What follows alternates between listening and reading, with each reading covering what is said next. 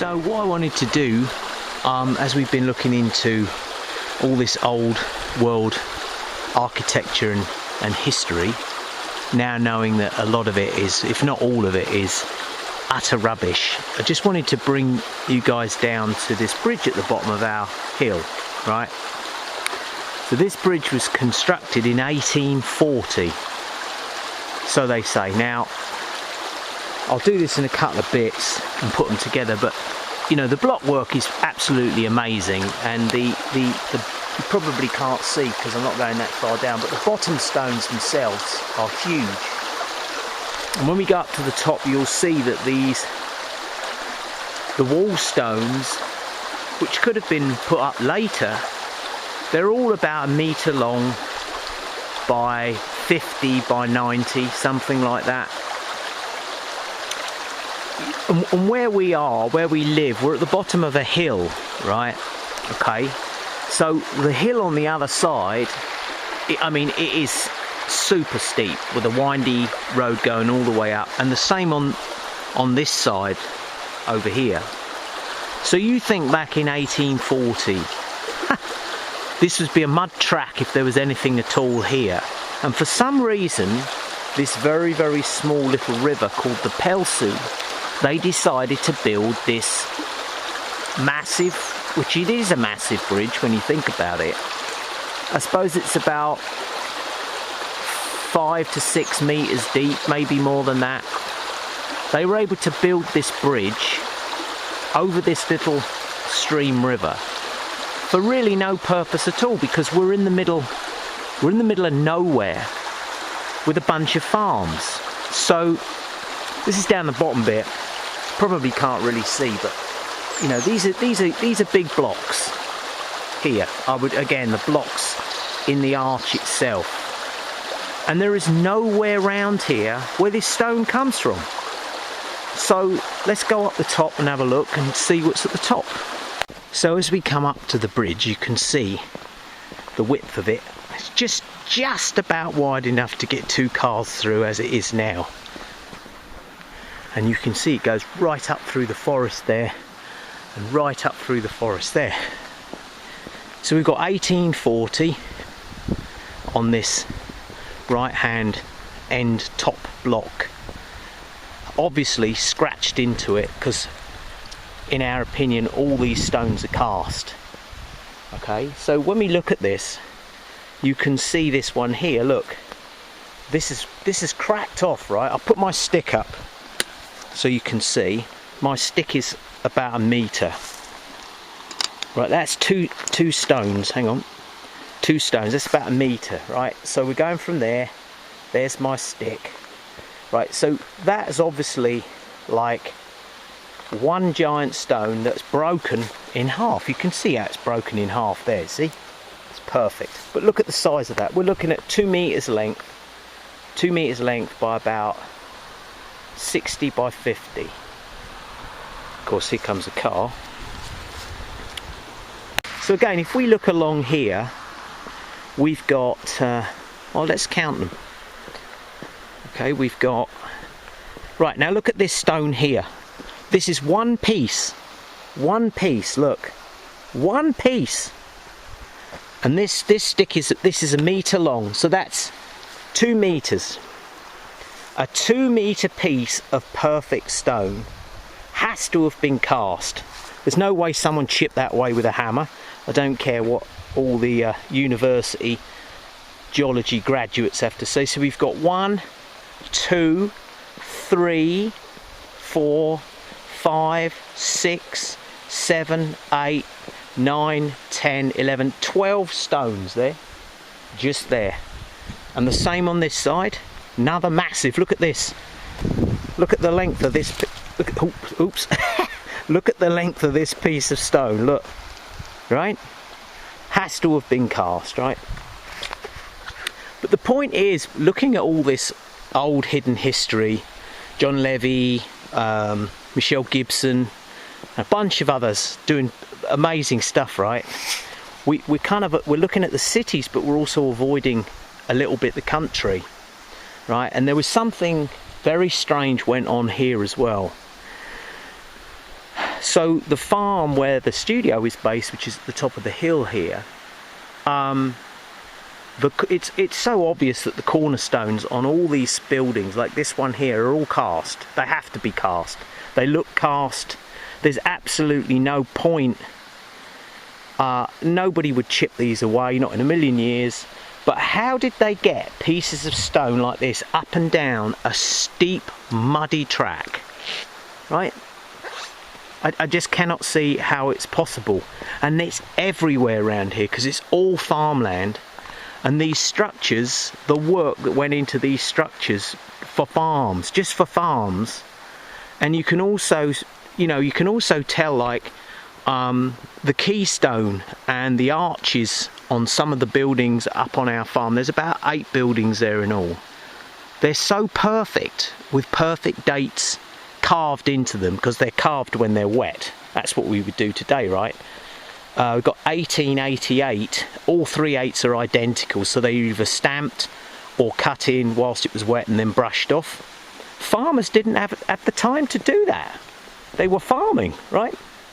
So just this little bridge at the bottom, the work that went into this, and it's the name on it is Martignac, and Martignac is the name of the original owners of the barn that we live in. Madame Martignac and her husband. Her husband apparently built the farm, or his parents built the. That's how the story goes. But there is no stone like this around here. It doesn't exist. We've looked everywhere. It doesn't exist. It has to have been cast and then cast in place. I cannot see how you could ever get blocks of stone like this down mud tracks, because of course none of this was here. And look at the size of this piece of stone. This one's broken in half, as we've said, but look at it. It's the same the other end. It's 2 meters 20 long. The weight of that alone, how did you even get it on there in the first place? In a rural farm area. Right, so we'll have a look at a couple of these little buildings. These are just little buildings, just to give another example. So here we are. This is right next to the bridge. You can see the bridge over here. So these cornerstones, look, how long has this been here? Now if you put a spirit level up against that, that's going to be, I would say that's still plumb, perfect. And then all this is all crap that's been put in between, right? But you can see that these are cast, because this stone is completely different to, say, this and this. But you can see these are cast. You only need 2 face sides, right? Face side, face side. The inside doesn't matter, that doesn't matter, that doesn't matter. And this building is just about big enough to get a car in, I would say. Right, so the work that went into constructing this tiny little building that's about as good as a garden shed. What would be the purpose? Right? What exactly are you going to put in there? Some tools, maybe a horse and cart. But there's the bridge just over there. There's this little building here. Now they said years and years and decades whatever ago that there was a mill house here with a wheel, but we don't know about that. But then when we come over here again, you'll see that at the top there, just on the other side, you can probably just see where we were at the bridge, there's another identical building behind the trees there. I'm not going down there again, but another identical building, the same size, right? Same size. And both of them are pointing in exactly the same direction. So they're both pointing north, as north is that way, up through the forest. Okay, that's the west. East up there where we are. So they're both, I would say, pretty much the same size, each side of the small stream, each side of the bridge, and both pointing in the same direction. So when we look at all these buildings around here, and I mean our barn where the studio is, there's got to be at least 20,000 stones in this building alone, because it's double wall, so you know you've got your corners, you've got your wall, and then they build on the inside. Where did all these stones come from? I mean, they came from somewhere, because we live in it. but again, as I was bringing, you know, we were watching a couple of things this morning, absolutely brilliant, but we're looking at cities and large villages and all this kind of stuff. That's the top of the hill there. How did they get that down here? And let's say they did dig it out the ground. Where did they dig it from? Because there is no stone like that around here. Not that we know of. And let's say they quarried it from 10 miles away. How do you get it here? That's basically what I'm looking at anywhere around here.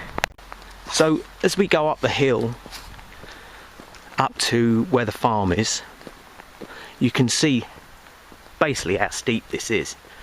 Even our farmer's tractor in slippery weather has a problem getting up and down here. So yeah, as we walk up, that was the bread van's just gone past. As we walk up, you can see how steep it actually is, and it's only when you get to the top and look down.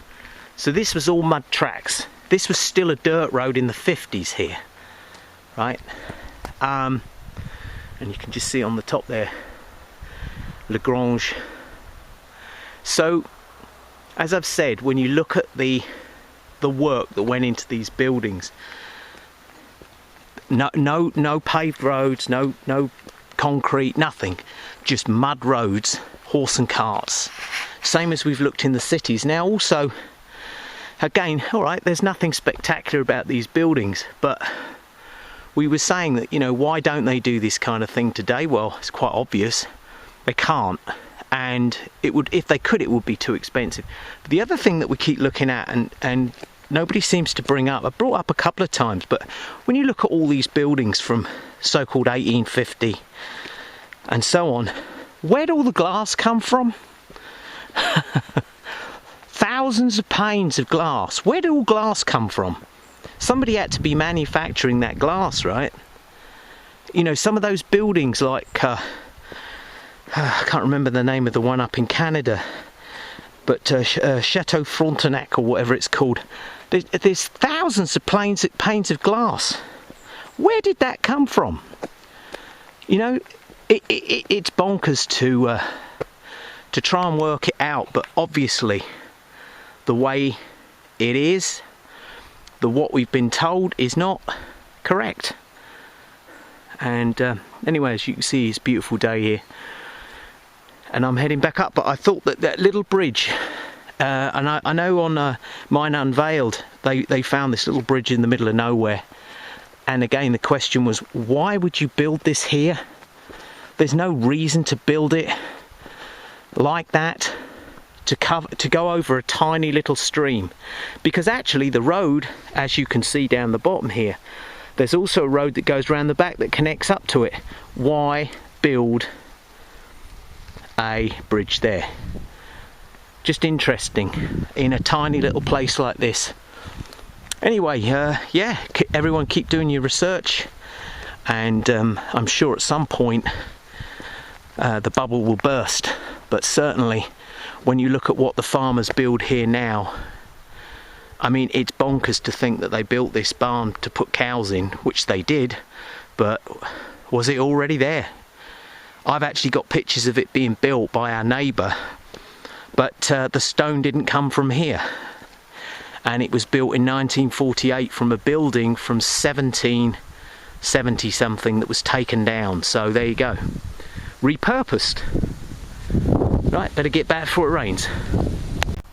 So as you can see, well, I'm halfway up the hill, and you can see that the top, that's where the road ends, at the top there, right at the top of the trees, and right the way up through there you can just see through the top, right? So this is the slope. There is no way you can get to this bridge without going down into this little valley. So you imagine taking that stone down there and then trying to get the horse and cart back up. Alright, So, you know, you can say, oh well, in the summer, you know, well, the cart ruts, it does rain in the summer, of course. Just interesting again to think how and why you would do that, when there are other ways around here where you don't have to go anywhere near this little tiny river at all. So there we go. And oh, one of the other things I was going to say as well, another really interesting place to look at is Rocamadour. Rocamadour, right in the Corrèze, Limousin, and we took a trip out there and then looked underneath what was hidden underneath arches and stuff like that. So that was last year, but I'm going to do something on that as well, but that's another one, and I'll put a link to it in the description. Now the autumn wind brings them to the end of a faded summer love.